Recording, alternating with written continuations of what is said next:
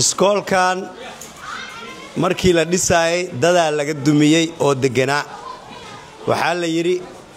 xaafadan iskool ay u baahan tahay waa la dumiyay dadka xaafada kala la siiyay iskoolana looga dhisay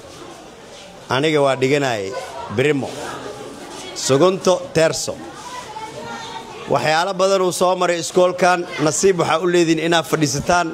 oo wax dhigataan gurigiin nabad ku tagtaan wuxuu soo maray inaan jidkan la soo goon arbaad xataa soo mari karin wuxuu soo maray in lis cuno maanta nasiiba leedihiin waxaan filayaa inaan nasiibkiina ka faa'iideysataan insha Allah arday fiican aan noqotaan waa u jeeda arday fiican inaad tihiin waxaan igu guwaabinaynaa inaad foomamkaas la buuxisaan wuxuu qirayaa foomamkaas inaad hadhow dooran doontaan gudoomiyaha degmadiina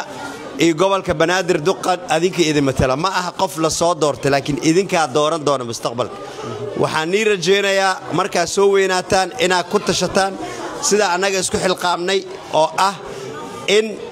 gobolka Banaadir degmada waa bari ee dadka baxaan ay soo doortaan qofkay rabaan dad xaafadda degan dad ku dhashay dad xaafadda ku dhaqmay in la soo doorto iyaga baahidiina og baahideen og intaas aan igu guwaabinayaa waa mahadsantiin assalaamu calaykum waraxmatullaah